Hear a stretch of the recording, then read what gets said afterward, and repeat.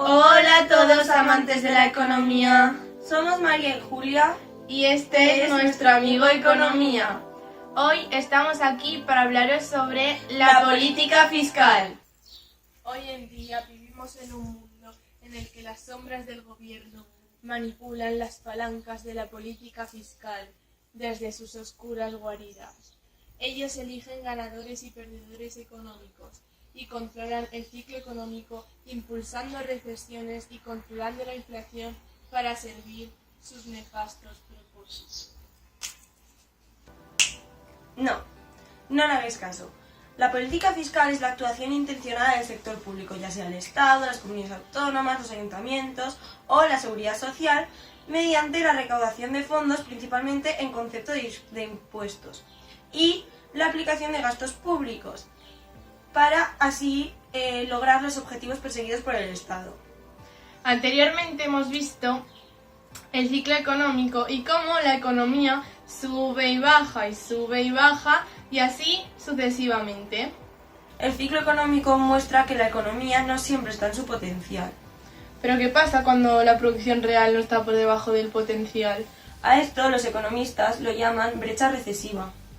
Ah, ¿te refieres a cuando los trabajadores están desempleados y las fábricas cerradas sin usar? Sí.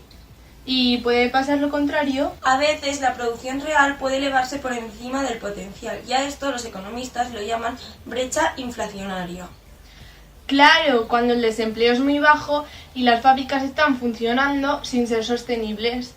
Sí, pero las fluctuaciones de la vida real no son tan predecibles como lo muestra el ciclo económico.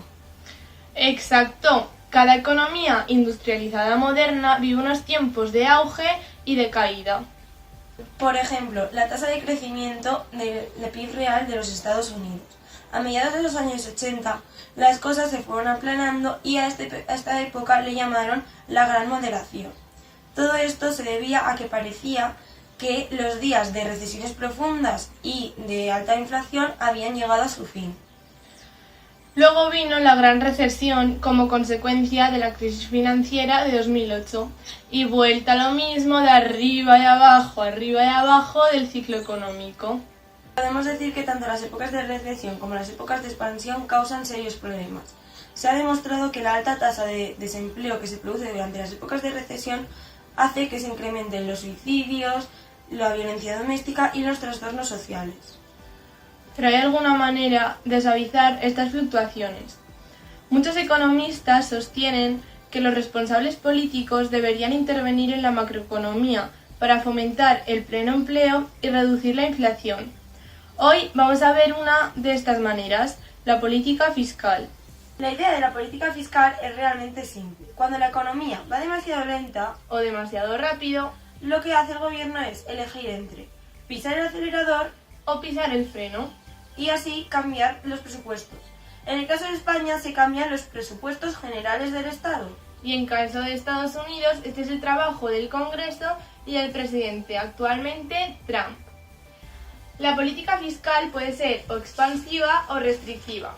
Cuando la política fiscal es expansiva, aumentará el gasto público y disminuirán los impuestos. Al disminuir los impuestos, aumentará la renta disponible de la población. Y como aumenta la renta disponible, la gente está dispuesta a consumir más y se va a invertir también más. Como la gente va a consumir más, la demanda agregada también aumentará.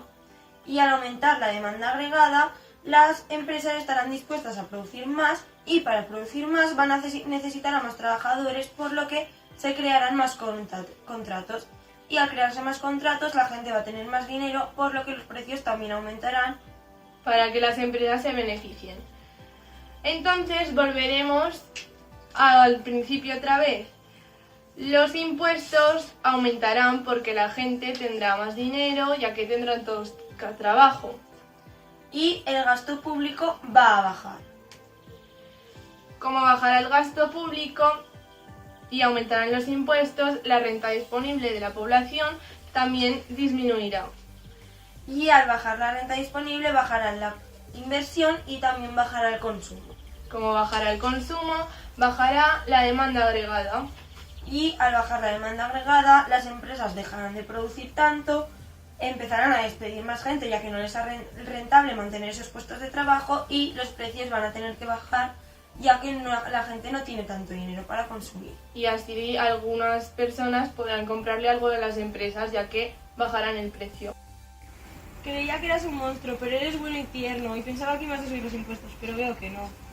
Eso es porque estoy en época de elecciones. Verás cuando acabe la campaña electoral. Cuando están cerca las elecciones, el gobierno nunca subirá sus impuestos, ya que quiere conseguir el máximo número de votos para su partido. Pero cuando acaba la época de elecciones, los impuestos vuelven a subir. Esto pasó con el presidente de los Estados Unidos, George Bush, que mientras hacía campaña para las elecciones de 1982, dijo famosamente: «Leer mis labios, no hay nuevos impuestos». Pero unos años más tarde accedió a subir los impuestos para reducir la deuda. ¿Y qué pasó?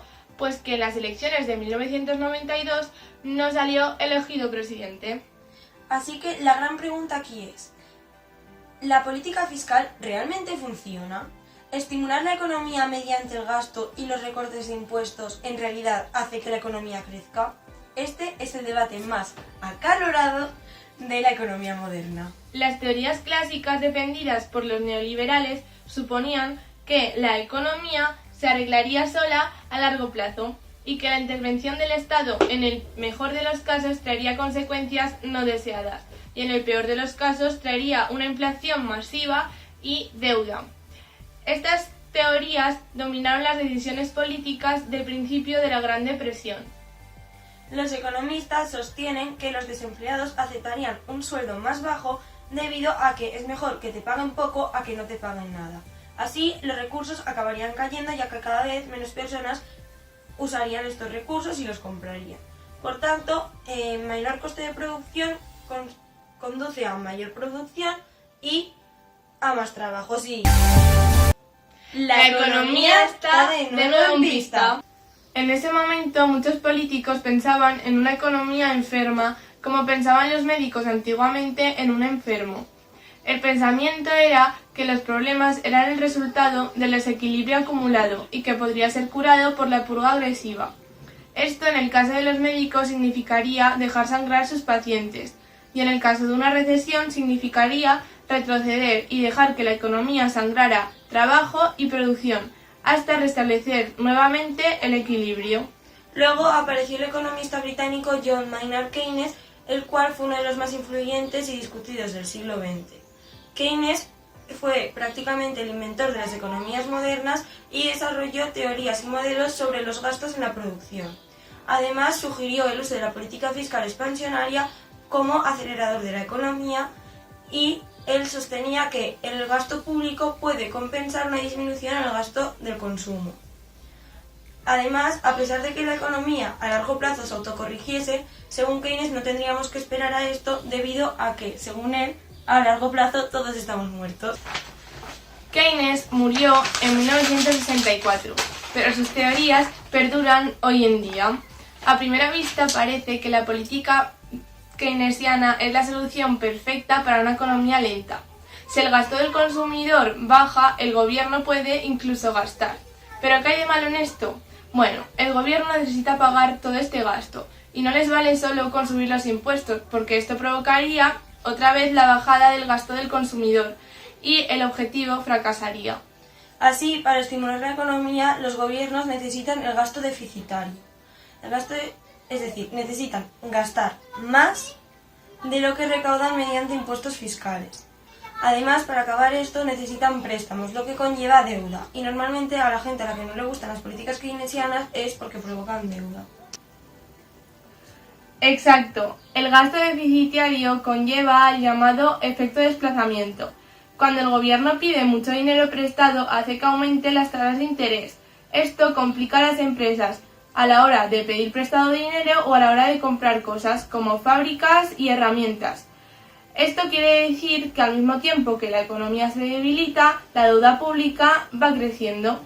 Los economistas keynesianos mantienen que el efecto de desplazamiento únicamente es perjudicial para la economía cuando ésta está funcionando a plena capacidad. Es decir, cuando todos los trabajadores están empleados y se produce tanto como se puede.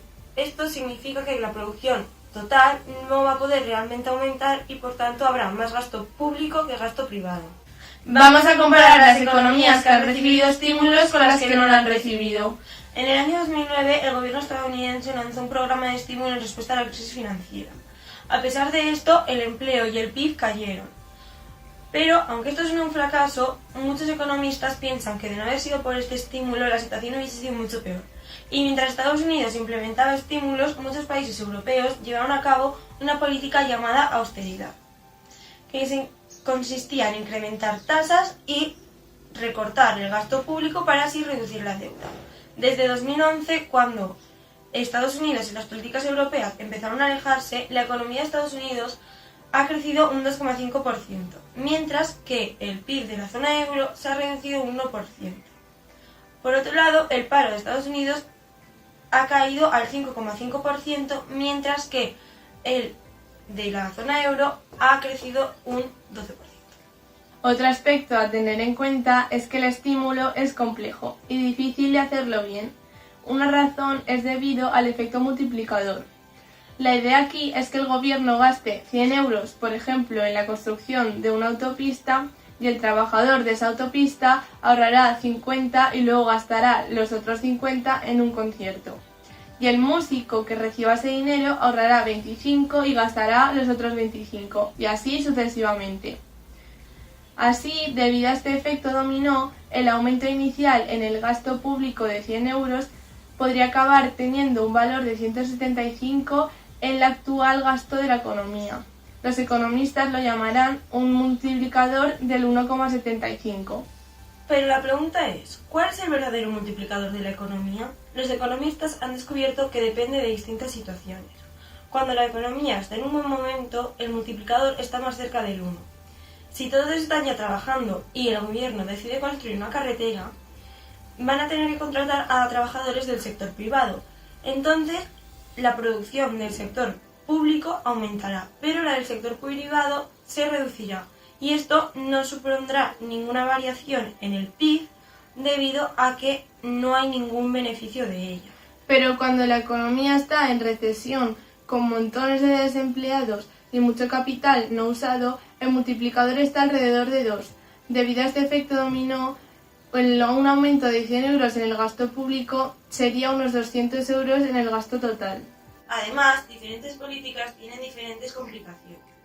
El gasto en bienestar y el desempleo nos dan el mejor valor para el dinero, dado que la gente que tiene pocos ingresos va a querer gastar probablemente todo su ingreso adicional.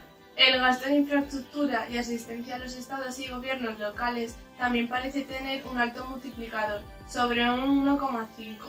Pero los recortes multiplicadores generales de salarios y de impuestos sobre la renta parecen tener un multiplicador sobre el 1%.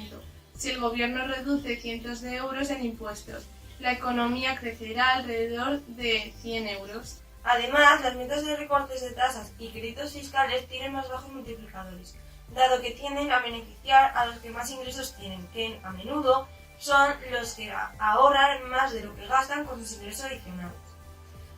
Pero lo que queremos es algo que afectará a la economía rápidamente, aunque también tendrá un alto multiplicador.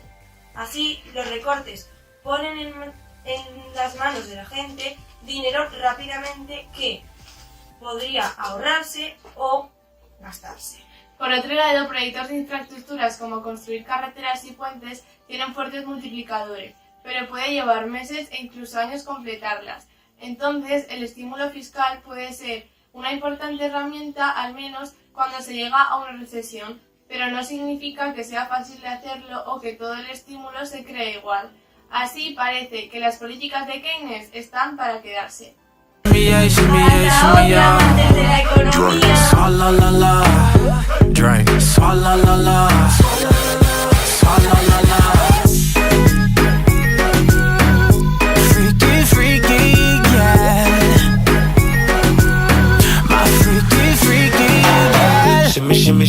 Shimmy, yeah.